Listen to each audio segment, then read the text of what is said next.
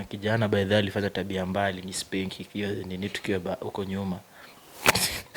Did you like it? No, what no, yuck, what no.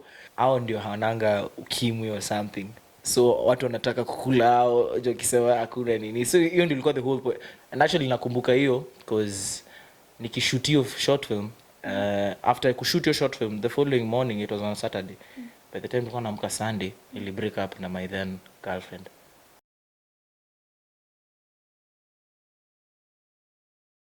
Hi guys, this is Judy Powers. Welcome to the Powers Show. And I'm so sorry for being away for a very long time. But no, this is a new year and happy new year. I wish you a very blessed new year, new opportunities. Na ufike majuu, kwa wenye hatujaenda majuu. Now I'm having a very interesting guest. Atatuambia yeye ni nani na anafanya nini. And of course, you know we are the #1 online TV show in filmmaking. Yeah? So karibu sana. Sasa Sana kufiti? Niko fiti. It's very nice to meet you by the way in person again. Yeah, and guys, he's handsome. Abu confirm kwa comment section. And then no, it's a compliment. Okay, sorry. Niko tu sawa. So Mugambi, let's start with you telling us who you are and what you do in the industry.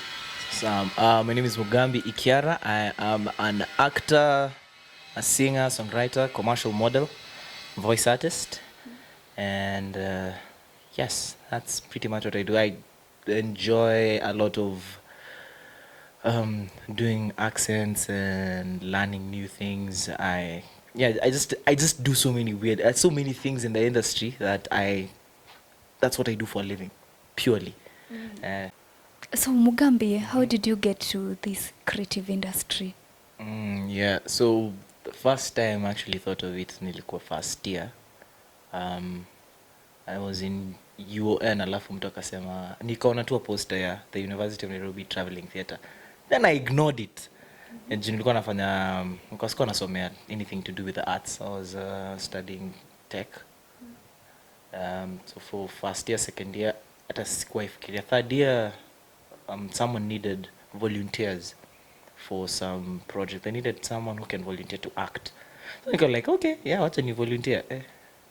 Kiasi, I ended up finding out it was a project then for Sex for Grades, the UN FPA. There was a Sex for Grades movement thing going along, but walikuwa wanafanya tabia mbaya for the degrees and nini maleko walikuwa wanataka kukula students and stuff, so we had to address that in form of a play. Mimi sikuwa really msewa the arts, mimi nilikuwa najibamba tu. Mimi used to sing and do whatever. Kila mtu alikuwa like usijaribu tu kitu in somewhere.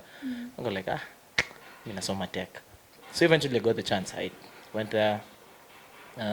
We were partnering, the volunteers were partnering with the people who are University of Nairobi Traveling Theatre. So I go there, find out that people actually study performing arts. Like, kai, nyosi mnafanyanga hiki tu si hobby. So ndio juu tu pia where I came from, even mentally, was arts zinakuanga more or less of a hobby, or if you can't do anything else, you do the arts. So we did that play. I was cast as a journalist. Hiyo nilikuwa the first time niliwahi kuwa on stage sasa in theater. Journalist, nilikuwa na fumble lines. Juu kwangu niko like kitu ni ujinga nafanya. Hii kitu si eti realistic. Then nikamwambia msee bushika hizo lines kweli. Niko like for the first time in my life I had to take acting seriously. I got all my lines. I did it properly. Now professionally, hiyo nilikuwa first time. Nikakumbuka tu after the show, mseko like the chairman of the University of Nairobi Traveling Theatre was like, bro, there's a role in our current play, because they found them actually rehearsing for another play. We have a play, you're going to be part of it. I like, okay, cool. Nikacastiwa as a musician there. The musician alikuwa anakula tusichana tudogo alafu anawapea AIDS. Like it was a whole sensitization against the HIV AIDS. It was a play by a former lecturer. He passed on think it was Dr. Waigwa or nini. I can't really remember his name. Yeah, but yeah, I was cast there. Then within the same play, I was cast as an ugly woman. Ugly woman. Yes. What do you mean? Ugly woman. Mi nilikuwa napiga kelele. Watu wakasema we need someone to volunteer to be an ugly woman. Mimi sasa nilikuwa nataka kuuza swali. Mimi mkono wangu iko juu nikipiga story. Kasikia tu Mugambi has volunteered. What? Nimevolunteer. Watu wakaanza kucheka, niko like okay. Nimevolunteer nini? Nikasikia tu volunteer, like okay, sawa tuendelee. Nimevolunteer nini? Utapewa wig na nini? Niko like wait, wig, dress. Tunafanya. Oh yeah, Mugambi will be the ugly woman. What? Yeah, so. And how was the feeling of dressing like a woman for the first time? Kuna kijana by the way alifanya tabia mbali ni spank hiyo nini tukiwa huko nyuma. Did you like it? No, what? No, yeah, no. Lakini ilikuwa very weird. Actually zapo ndo nilikuwa like yenyewe madem na going through weird stuff. But now I had to be an ugly woman because now huwezi ambia dem check wewe ndio ugly kuja utaact kama wewe dem ugly. So ideally ilikuwa the mentality ya dudes back then, and I think to date there's a thing that wasichana hawakai vizuri ugly, like physically not attractive. Hao ndio hawananga ukimwi or something, so watu wanataka kukula hao jo kisema hakuna nini. So hiyo ndio ilikuwa the whole point. So bado nilikuwa hapo, nimeenda hapo ndani nimevalishwa wig, badly done makeup, dress ilikuwa inafuka, nikachukua nilikuwa na alafu ulikuwa na ndevu na ndevu. Sasa so watu nilitokea hapo kila mtu alicheka.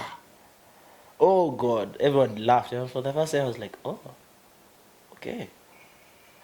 People actually, people are loving you. People like, hata sikuwa na lines, niko tu nasimama. Watu kuna mtu alikuwa anacheka the whole time. Yani boys fulani ako na monologue. Hiyo inafaa kuwa serious stuff. Mimi nimetokea mtu amecheka analia.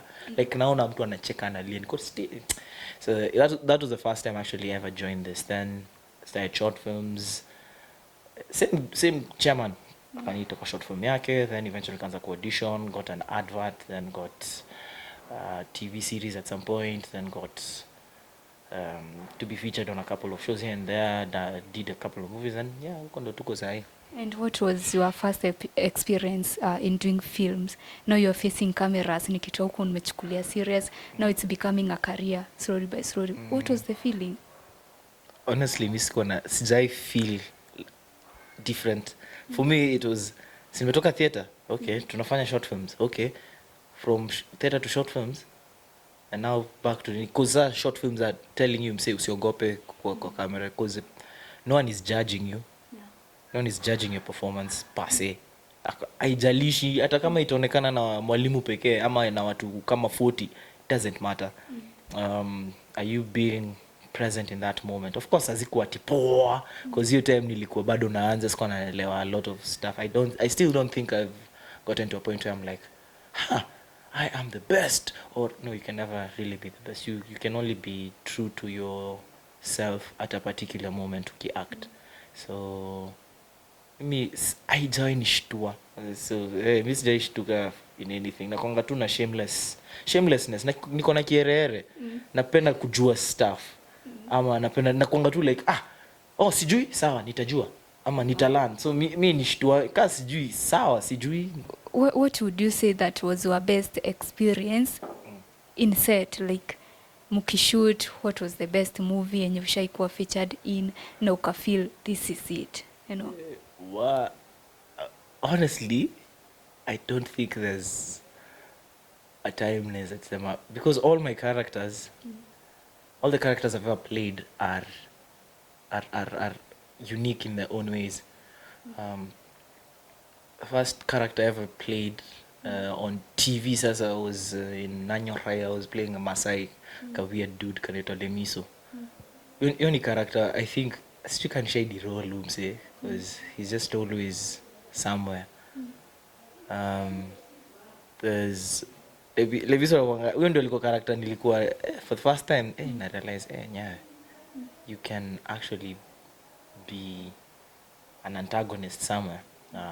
Nikacheza nyingine some character kumbuka alikuwa na dem yake alikuwa na cheat on him recently on short film Pieces of Us. I'm like, where? This is interesting. That's a very interesting character. And actually nakumbuka hiyo because nikishoot hiyo short film, after kushoot hiyo short film the following morning, it was on Saturday. By the time nilikuwa naamka Sunday, nili break up na my then girlfriend. Cause Movie kakua drama in real life. yeah, I we break up in real life because nilikuwa na, I think ilikuwa just a very crazy day. So afterwards tuka break up too, just for everyone's sanity and nini. Yeah. Recently nakumbuka nikicheza a dude Rono on a TV, on a movie, on a film. That was my first film as a lead. Inaitwa Too Late. It's I think ilitokea Maisha Magic Movies. It's supposed to come on Maisha Magic Plus, then eventually itotokea Showmax. That was a very interesting movie for me because I know I was a musician. Wanajaribu anapata wana rent the same room na mdem fulani, and the chick then was Julie Brenda, tulikuwa tunafanya naye kwa the same set. Ilikuwa very nice. So I think all characters I've ever played have a significance. Like nishaikuwa nayo tu kuna kitu tu napatanga ili change about how I view acting, because it's either I've met someone who's been in the industry longer, or this is a character I've wanted to play, or this is a character I did not think I was ever going to play. Alafu zingine ni ile aya umeni consider for your role. So recently I played Supervisor Timo on Volume iko Netflix. Kila mtu watu kawa ni juu yako like msanii ni mfani. Well, kama unanijua you're like msanii mjinga kwa fani. Kama unijui uko like msanii nakuchukia. Because now you really don't know who this guy is.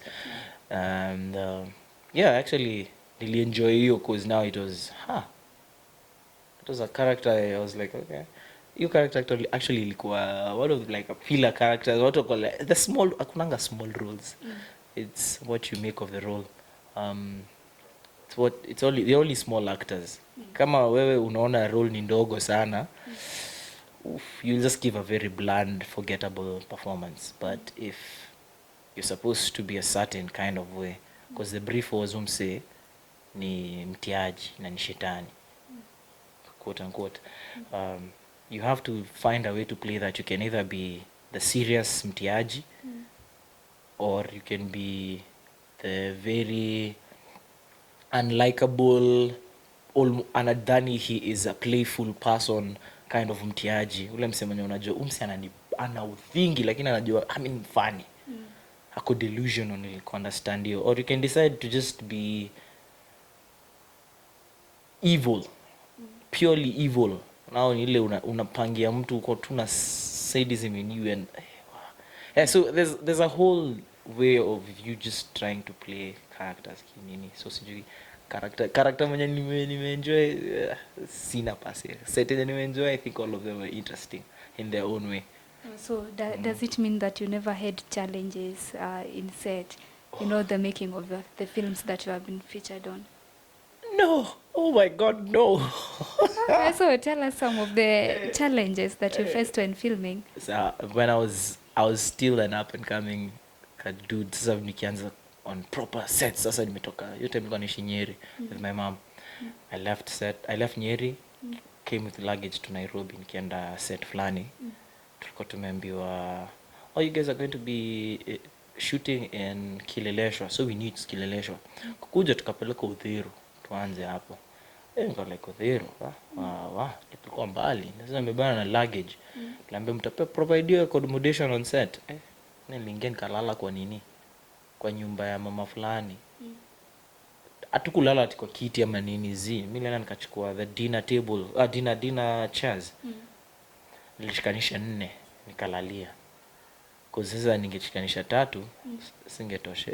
Ingekuwa weird, ningeumia mgongo. Nishikanisha 4 tukalala. Wengine walilala kwa kimatress kikubwa, madem kasi 6 akarushwa kwa bedroom huko akalalia bedmo. Ilikuwa very chaotic set. That was a weird set nishaikuwa. Alafu eventually nikafukuzwa hiyo set because the mama there didn't really understand what we were doing. So hiyo ilikuwa that was one of the worst sets I was ever on. Nakumbukanga hiyo set to date. Hiyo ndio set kila time nafikirianga naanza kucheka iko je set ilikuwa very and I think watu walikuwa pia very young filmmakers at the time. Walikuwa very ambitious because I knew they were shooting a pilot for something. So tulikuwa like itawaki kiwaka out tutakuwa kwa mmeomoka tutaomoka kumbe kidogo imeoma nje. There was a set tulienda okay, hii kwa challenge by the miss Jay on other things actually, because to me that set I was on yenye nililala kwa maviti na nini, that was the worst set I have ever been on for me. There's been a place where hata sijui ni theater. In theater there are productions unaenda unaingia ndani uko like huku watu wako na a certain way of speaking and talking. It's very easy to rub shoulders the wrong way ama ku rub off on someone the wrong way. Ama mtu anaweza sema something very insensitive bila kujua, but it's a thing to una understanding ukiwa na creatives wengi in one place. There's bound kuwa na clash of egos. So you know nime notice a couple of different times. Kuna set by the way watu washaenda wakaiba. Oh good god, boys walikuja wakaiba set like sisi tuliibiwa, ni wao walikuja set yetu wakaenda nje. Walikuwa walikuwa extras actually.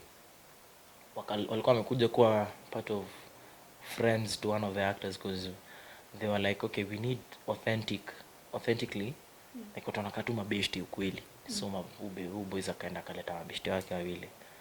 Well, not mabeshti, people he knew. They were not really his friends. They were people they were people he knew from high school, wanted to be part of.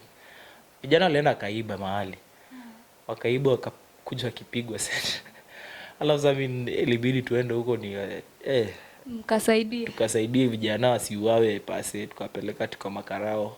Tufika mahali na ule mwenye alikuwa instigator wa kuwachapa. Tukafikisha hapo Kasarani police station na tukuingiza ndani. Tuliwaacha hapo karibu na gate kaambe cheki. Unaishi wapi? Siji Odhero. Unaishi wapi? Emba. Mtembee hadi pale.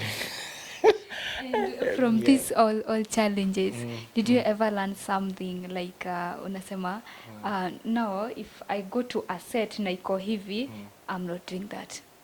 You know, from the challenges. Oh yeah. By the guy, pesa inakuanga challenge. Hata nilikuwa nimesahau hiyo do. Because unaweza kwa lead in a series somewhere. Una get do often. So by the time alafu ukitoka hiyo series ama ikwame, sasa uko like nitadu juu umekuwa tu kwa hiyo series. Na huko umepangwa, umeambiwa for like 3 months, alafu tutaongeza tuna change contract after, tuna review contract after any time. Your uncertainty ya pesa inakuanga a huge challenge for so many people. So kama ulishatumia yote uko ngai, unarudi ushago. So kitu kama hiyo inakufunzanga pia, you need to teach yourself skills other than performance skills. You need to also understand aspects of saving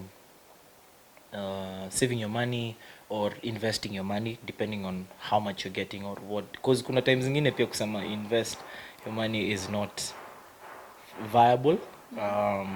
Ama to save your money uko like bro mimi unanilipa cause pia kutujua ku negotiate your contract on set. Unaweza kupata unalipwa 10,000. Kila mtu analipa 70 Gs to 150. Wewe unalipwa 10,000. Na ni wewe tu huko negotiate contract yako. So kama mtu kama wewe unalipwa 10k, unataka kuniambia uta save, upate ya rent, upate ya trans, upate ya luku, upate ya all these other needs you have. Itakuwa very hard for you to actually kuna so many things you'll end up having to learn as you go along. On sets zingine unafaa ku learn how to speak with wisdom, know when to speak, know when not to speak. Have good interactions with people, like have at least positive interactions with people. At least by the time anaacha kukuongelesha ako like umse anapenda anakuanga mpoa tu, ama umse anakuwa mfani, ama umse apenangi ujinga. His work to work with. He's easy to work with, he's fun to work with, because it's very good when it's easy. Watu crew choka bana. Unadhani wewe kama actor ati umechoka? Haujachoka msee. Usiku umechoka cause wewe your work is probably shooting a scene or scenes. It's not that I'm saying your work is not important. Your work is important. You're doing it every other time, getting in characters, learning your lines, doing your research and stuff. But msaki on set, you are only being on set when you are needed kwa act and stuff. Msee wa crew atakuja mbele yako, a set up, kila scene ina change, ana scene change. Kila shot inachangiwa, kuna setup itachangiwa na light na nini na ase uchoka. So it's better for you to just be easy to work with people for their sakes, cause mazi alafu kuna nini nyingine I learned that uko na akili yako na uko na feelings zako, so address them. Kama kitu ikubambi sema, usinyamazie, enda useme. Au usiseme na ujinga tunashautia watu, enda tu kwa production manager ama just follow the whole AD, production manager, production assistant, probably producer. Ule kuna venye tu utafuata hiyo nini, if whatever you're trying to address is address hiyo. What can you say it's the biggest achievement that you have achieved so far in the industry? Biggest achievement, I think tuseme tu kufichario Netflix sasa na nini na on volume as Professor Timo. That's for me it's a huge achievement, because it's one of the things I ended up working with the director in me. Like work na Tosh, kila mtu akala nataka work na Tosh, so me got to work with him when I'm fairly new in the industry. So I'm like, okay, I actually take that as a huge achievement. Getting a feature film where I was the lead, to let, I am very happy for that. Like it's also a very huge achievement on my part, because I was always telling myself, mazimi nataka kufanya feature film like as a lead or something. And nataka nataka kuimba na nataka kufanya vitu kwa hiyo nini, because I ended up even writing songs for the film, and it was very good for me. Something else nini ingine tulioifanya achieve, because me ongeleza acting, because music hata sijaongelea bado. Okay, maybe we can you can tell us, do you have plans with working with other international actors, the people that you watch from Hollywood? Honestly, if we are working with them here, yes. If I have to go there, I'm amongst the one of the very few artists who are like, the landscape in Hollywood is very cutthroat. It's worse than if you think Kenyan landscape is hard. Oh, good God, you have seen nothing yet. Because sasa in Hollywood, everyone can do. Everyone is talented. Everyone is skilled. Everyone is. Oh, good God. Everyone is. Oh, you think you're exotic? That you umetoka Kenya, you're a talent who's African. You find someone who's Nigerian and what's his from Swaziland. You ni mix. And there's more languages than you can count. They can dance classical and contemporary dance, know how to play like 4 instruments, can ride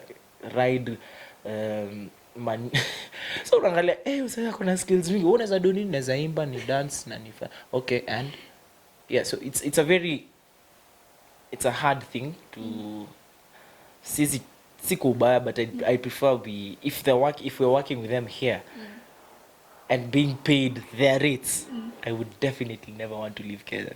But it's not like ati hiyo ndio the goal kwangu. Mi goal yangu ni tujenge our industry to the point where we are paying Kenyan actors international rates, and even international actors are coming in.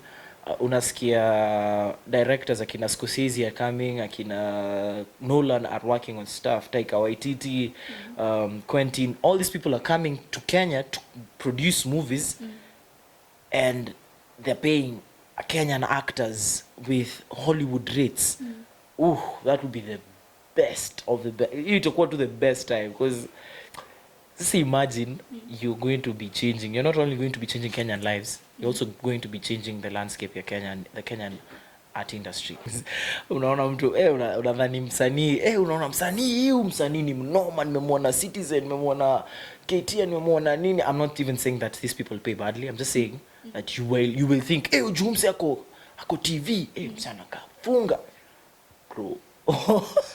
Oh bro, wewe kama Unasafa wewe kama cheki, kama unasoma ati unasema utaacha kufanya tech for nini na unajua hauna hiyo plan kiwewe, man usijaribu hiyo ujinga. Kama honestly, if this is not something you really love to do or really want to do, and you're studying to be a doctor or something else, and you love money more than you love acting, baki kuwa doctor bana. So in this case, what is your message to film producers wa Kenya? Film producers wa Kenya, honestly, wakisemanga ati hawana do, Wakenya wakisemanga hawana do, acha sikudanganya, you probably have the money. We just don't know how to negotiate for the money. You just don't need to tell us you don't have money, because you have money for locations which are paid for by day, unless you build your own set. You have money for food, transportation. You have money for everything else, lighting, sound, paying the people in the crew, and lakini ukifika kwa cast hauna do aje.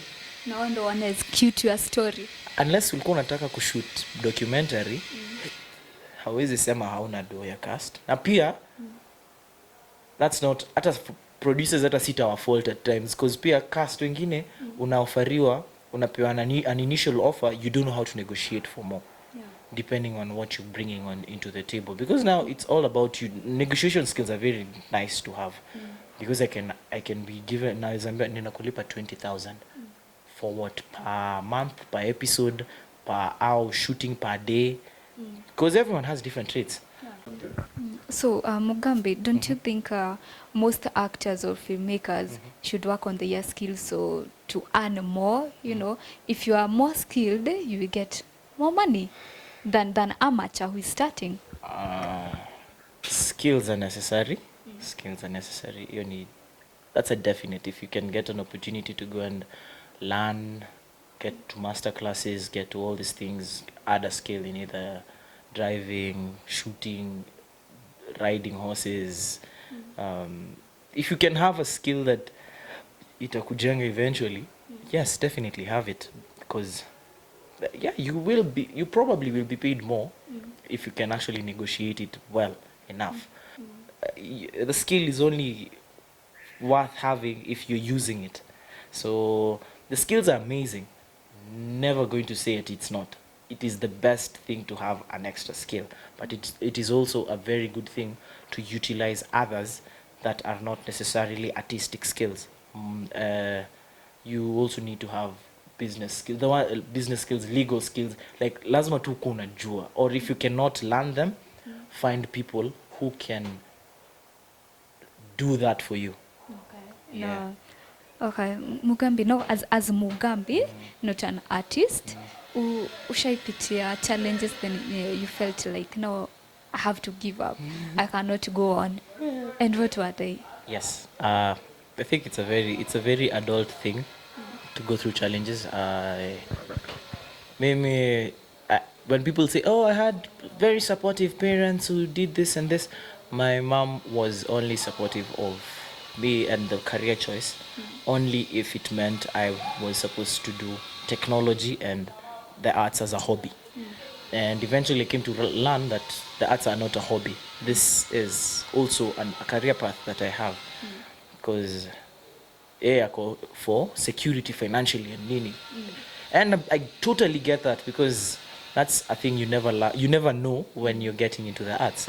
Financial security yako itakuwa very dependent upon you and not a salary, as compared to people who've been in employment for long. We had an issue with that, to the point where now I decided to stay away from nini huko juu. Pia unaweza kuwa tu uko set, prako vitu zako 2-3 unaangalia vitu zako 2-3 unasikia unapigiwa call na kuchange mood na udhika huko na sasa ni mzazi wako.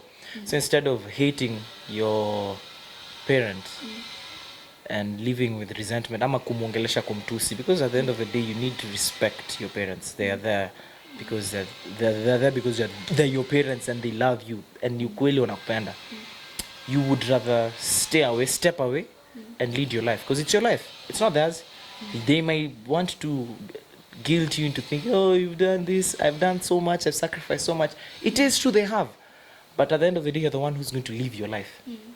I'm not even calling for people to be rebellious. I'm just calling upon you to know how to give this conversation, have the conversation with your parent. If they're not willing to listen, are you willing to actually find a place to stay and live off on your own? Because kutoka hapo me, there was a challenge. The challenge was we're not on terms with my mom. Now I live on my own, do my own stuff, do my own things. Simuitishangi nikikwama kabisa, afadhali nikope tala ama nini than atiniaje mom. I think bado nikakiburika ile mimi ni boys bado but kama kiburia si nilikwambia hiyo si so bado kutakuwa na ile unaona kitu yako unafanya ni ujinga. So it's always actually hizo vitu zenye unadhani ni challenges are the things zenye zinakwambia MC cheki wezi lala tu kwa nyumba mse. Saa hii unalala umekosa kufanya job ya hauko kwa set. Jifunze kitu ama enda kuna job ya voice over inatafutwa ama kuna job ya hii enda ufanye hiyo. Kuna job ya there will always be work, and that's why I'm either in studio singing or writing songs on my own or watching something to teach me about some other stuff, or I'm in church working on my spirituality, or I'm like there is always something to have me, and or I'm just somewhere getting rest.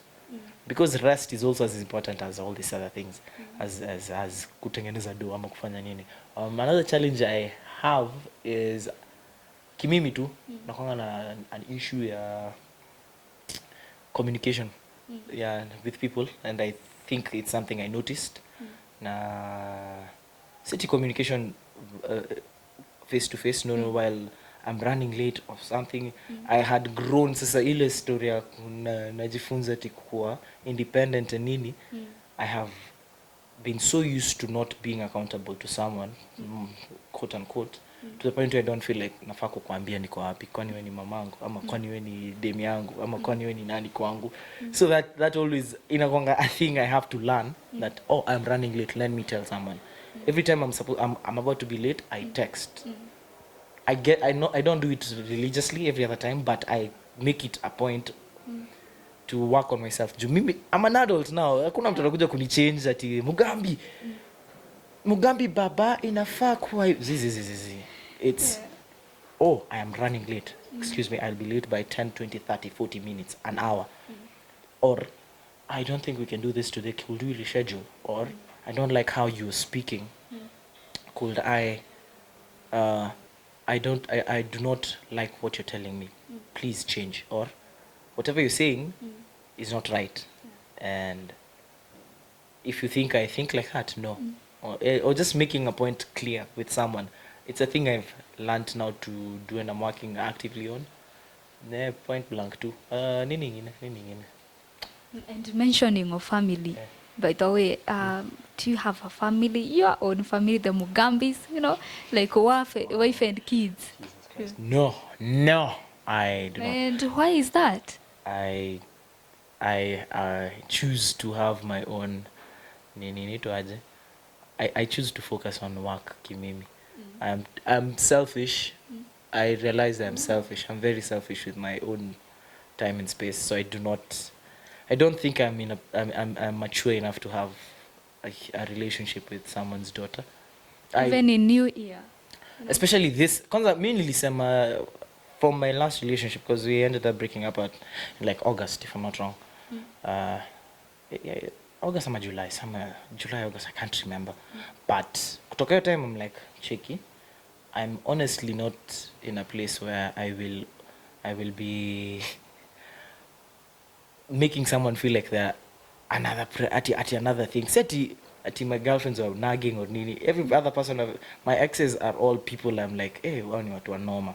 In their own ways, they're smart, beautiful women who are doing their own things. But I don't want to be that person when I'm not ready, to be with them when I'm not ready. Junta end up tu cultivate toxicity na mimi sitaki toxicity bana. Niudhi mtu ba. Mimi si mtu wa Nairobi, mimi nitoka Nyeri. Naishi tuko tunaishi Nyeri, nikakuja Nairobi kufanya hii kazi, kusoma nikaanza hii kazi. Nilikuwa msee ushago ni Meru. Mimi ni kienyeji bana. Mimi sifikiri kama mtu akinyenya Nairobi siko baya. So what do you think now as a single man? Do you think asking sex directly, like, hey, I want to smash you, is rude? Mungu wangu. Mimi ni tuanze tu na mimi ni Mkristo, kwa hivyo yale ambayo mnataka kufanya kama watu wa Nairobi ni yenu. Lakini mimi niko na a deep relationship with my God, so I prefer celibacy is a gift that unapewa. If I get to if I want to ask for sex, unless kasi bibi yangu, hakuna haja nakuuliza kaa nani. Mimi sikupendi. I'm someone who thinks of it evil, like no. It's very mutually inclusive. It can never be hapa na pale. Now as we are finalizing, could you tell us the last projects that you are featured in? Oh yeah, the last one says inaitwa Volume. It's a series about a young man who is a musician trying to make it, a young rapper, played very well by Brian Kafugi. Ama Boogie vile kila mtu anamjua. Hakuna beshte yake hapo Faiz, played by Faiz Castro naye ni kichwa ngumu tu fulani. Ni kitoxic boy fulani tu kinasumbuliwa na he's into drugs and selling them and actually gang related shit, and all this is with nani wako na producer wao beshte yao pia anaitwa Smalls is the producer wao. He's going through his own stuff mentally and emotionally and also sexually, so it has a couple of different themes. Kuna it's a show about very many different things: love, music, gang shit, the role of a young man and all that. The heavy themes kama depression and suicide. Not really depression, it's more of anxiety disorders. Yes, not depression, because we tend to use depression too much. So me in the whole series, me nilikuwa nacheza role kama supervisor Timo. Supervisor Timo was Smalls and Benja's girlfriend Lucy, which is played by Nani. Oh yeah, Smalls is played by what's his name? Elvis Mambo. Yeah. Shout out to Elvis, but tulikuwa nasoma na bro wake nini mkubwa. We were actually classmates with his older brother in high school. So nilifurahi sana to actually be working with him as a younger brother. And then Sarah is playing sasa ndio Lucy, who girlfriend wa nani Kafugi and in the thing. So I'm their boss and I'm supposed to be I am a shitty person. I'm a shitty boss. Mimi ule msee mwenye uko like bwana udhi. Nachukia umse. I watched that film na unaudhi. Umsana bo. Like hajui ana bo. Mbona anajifa? Umse kwa aje. Yeah, so I had to be that. I had to be that character. And for me it was very fun. I enjoy being a very bad person on film, because you can only choose to be kind in real life. But ni very watu udhi ukweli. Na kuna watu na noticing yuko nje anya msana bo. Na ajui that ana bo. So yeah, mimi nilikuwa I just did my role. I was I was a supporting character somewhere, so I hope to kama mliwatch mlijibamba, mliona nilikuwa nafanya kazi yangu vile inahitajika. We did like it. And now because we are really running out of time, could you tell us where we can get your work for people wenye wanashangaa nitawatch wapi Mugambi, vitu zenye ziko easily accessed like kama volume iko on Netflix yeah, kuna zingine amefanya ziko Showmax, but now kuna zenye umefanya ziko YouTube kwa mtu mwenye hana Netflix. Sawa basi. Kuna some short films nimefanya ziko on YouTube. Kuna moja inaitwa Hadhi, where we were talking about sexual harassment and assault. I was the person who doing all that sexual harassment stuff. I played 3 characters there. Mse businessman kwa line ya Super Metro or whatever, Donda, na some dude in the alley mwenye ana spanky dem and weird stuff. I've done Pieces of Us where I was the boyfriend mwenye alikuwa na cheat on na dem yake because I had cheated on the girlfriend at first, and then it becomes a whole thing. So Pieces of Us is also one of the short film I did. There was Sundays in Nairobi, Tenga, and hizo tulifanya na kina Chandra Daisy Apondi, also an amazing actress and director, award winning by the way. So tumekuwa na we did that. You iko YouTube I think.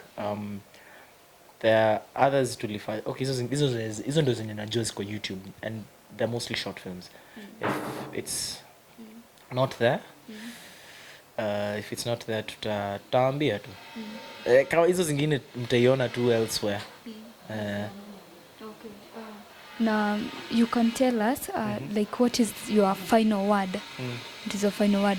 Final word is where we do the an inspiration part to your fans. Nje kuna watu wanakupenda na someone is wanting to act ama anataka kuingia kwa theater. What is your